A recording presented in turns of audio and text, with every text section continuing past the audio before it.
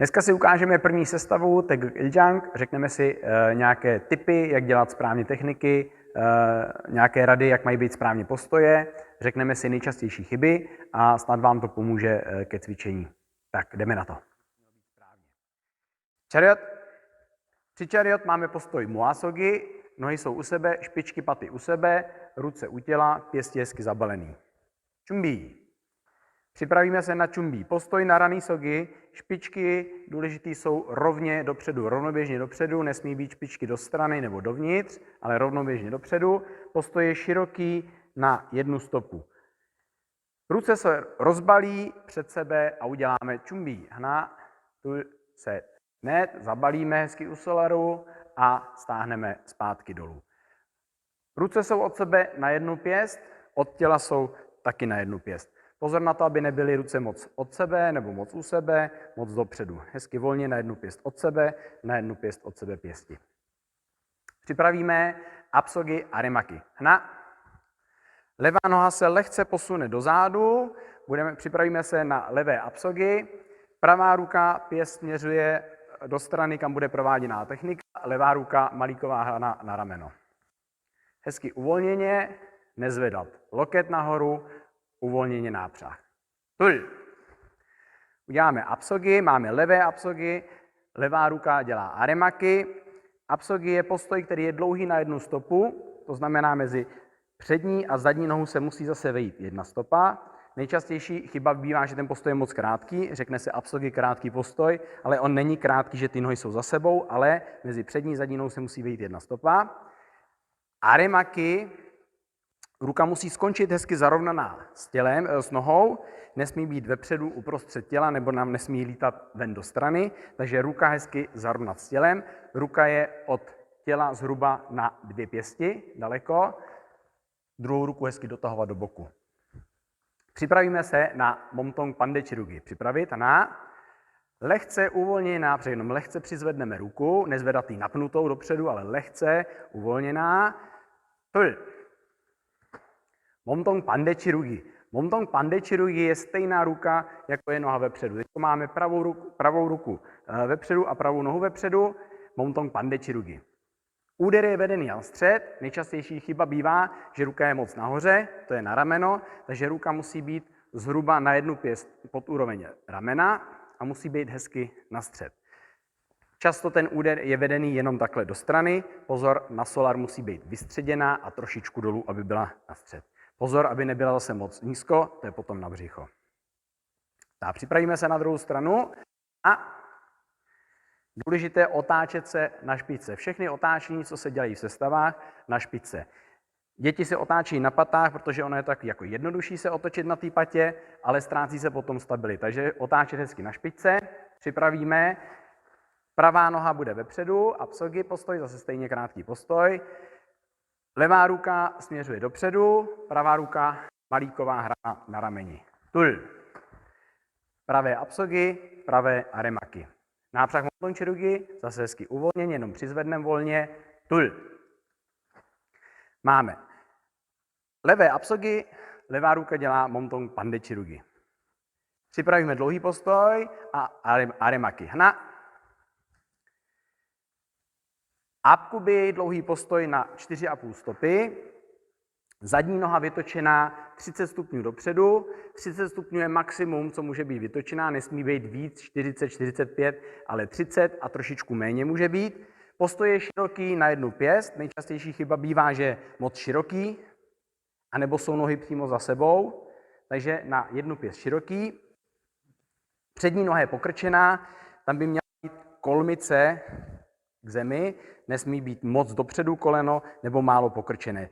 Často děti dělají apkuby, že postoj je málo pokrčený koleno, protože je to pohodlný, ale musí být kolmice. Takže hezky tlačit sílu do kolene. Takže máme levou nohu vepředu, apkuby, levá ruka malíková hrana na rameni, pravá ruka směřuje dopředu. Aremaki tul. Hezky dotahovat pěst, Aremaki zase krásně zarovnat s nohou, nemít vepředu pokrčenou ruku. Tak, na místě uděláme Momtong Parochirugi. Tul. Momtong Parochirugi je opačná ruka, než je noha vepředu. Zase hezky na střed. Tak, Stáhneme do apsogy postoj a techniku kryt na střední pásmo, momtong anmaki. Připravíme hna. Zadní noha se stahuje dopředu a do strany. Děti často dělají, že stahují přední nohu, půjdou do strany, nebo stáhnou přední, pak vyměnějí. Pozor, přenést váhu na přední nohu a do strany. Takže budeme mít pravou nohu vepředu, pravé apsogy, pravá ruka volně nápřah, levá ruka nápřah momtong anmaki. Nápřah nesmí být pěst na úroveň ramene, musí být vedený trošičku ze zhora. Takže zvednout zápěstí na úroveň ucha, nebo aspoň pěst nad rameno, aby byl vysoký nápřah. Tul. Momtong anmaki musí končit na střed. Nestačí skončit jenom na úroveň těla, ale musí skončit hezky na střed. Ruka, důležité je pěst, je zarovnaná s ramenem, je na úrovni ramena, nesmí být vysoko, nesmí být nízko, takže srovnat s ramenem. Úhel ruky je mezi 90 a 120 stupni, ideální 110 stupňů. Připravíme momtong chirugi. Nápřah, volně nápřah, tul. Levá noha vepředu, levé apsogy, pravá ruka momtong chirugi. Na druhou stranu hna. Pozor na otáčení zase na špičce, nevytáčet se na patě. Tul. Levé apsogy, pravá ruka dělá momtong anmaki. Nápřah momtong chirugi hna. Tul. Pravá noha vepředu, pravé apsogy, levá ruka dělá úder. Připravíme se zase do dlouhého postoje, půjdeme dopředu, apkubi arema. Pravá noha vepředu, apkubi, delší postoj, dlouhý postoj, pravá ruka, malíková hrana na rameni, levá ruka volně směřuje dopředu. Pozor, často nápřah na aremaki bývá, že ta ruka je takhle pokrčená do strany, ruku volně dopředu. Tul. Aremaki zase zhruba na dvě pěsti od nohy, aby nebyla moc dolů nebo moc nahoru. Na místě momtong paro chirugi. Tul. Zase hezky na střed. Tak. A zase půjdeme do strany. Teď půjdeme do levé strany, zase přeneseme váhu na přední nohu a zadní nohu přitáhneme a dáme do strany. Hna. Budeme mít levý postoj, levé apsogy, zase krátký postoj. Levá ruka, malíček u těla, pravá ruka, palec na rameno. Důležité u toho nápřahu nezvedat loket, protože pak nám půjde síla do strany, hezky volně nechat svěšený loket, aby jsme měli uvolněný všechny svaly. Uděláme olgulmaki. Hna. Olgulmaki, ruka končí zhruba na pěst od čela.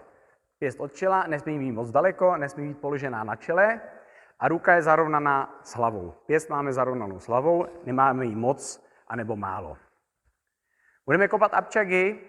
3 apčagy děti často dělají, že máme nějakou tu techniku tam a kopnou apčagy. Důležitý, jedna technika skončila, bude se kopat, takže ruce volně svěšíme na prsa, kopneme apčagy. Hna. Tak. Apčagy se kope, když kopeme apčagy, tak se kope apčuk. Je důležité, aby byl apčuk, aby nebyla pata, anebo špička. Takže hezky udělat apčuk, bříško nohy. Tak, po kopu stáhneme nohu a uděláme nápřah na momtong chirugi. Kopali jsme pravou nohou a opačná ruka, levá ruka udělá nápřah, pravá ruka je v boku připravená na úder. Tul. Takže máme pravý apsogy, pravou ruku děláme momtong pande chirugi. Na druhou stranu hna. Zase otáčet na špičce, připravíme se postoj apsogy. Máme pravou nohu vepředu, pravá ruka, malíček hezky u boku, levá ruka, palec na rameni. Tul. Pravý postoj, pravá ruka olgulmaki. Apčagy, nápřah momtong chirugi. Hna. Zase nezapomenout před kopem, stáhnout ruce na prsa, kopnout apčagy. Tak, kopali jsme levou nohou, opačná ruka, pravá ruka nám udělá nápřah, levá ruka do boku. Tul. Máme levé apsogy, levá ruka dělá momtong chirugi. Teď se budeme vracet do výchozí pozice, to znamená, musíme se vrátit tam, kde jsme začínali. Levá noha, tady dělají děti velkou chybu, že dávají pravou nohu, se vracejí zpátky. Důležitý, levou nohu vracíme do dlouhého postoje. Hna. Uděláme dlouhý postoj a levou rukou budeme dělat ademaky. To znamená, levá noha se posouvala dopředu, levá ruka na rameno. Uděláme apkuby. Levé apkuby, levá ruka ademaky. Lehce nápřah, krok dopředu, apkuby, dlouhý postoj, uděláme momtong chirugi a kihap. Máme pravou nohu vepředu, stejná ruka dělá momtong chirugi. Uděláme paro, vracíme váhu na přední nohu a levou nohu vracíme zase zpátky do narani sogi a uděláme chumbi. Tak, chariot. Jungné.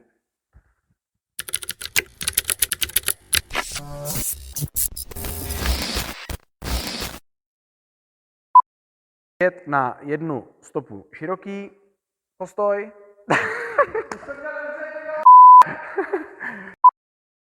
Pravá ruka.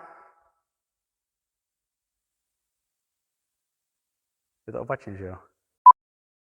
Jde to trošku líp? Já nevím. Ty kráso! Pravá noha se stáhne dopředu a půjdeme nápřah momtong anmaki. Sorry. Já tak se tam zakecám, že jo? Pravá ruka, pěst směřuje...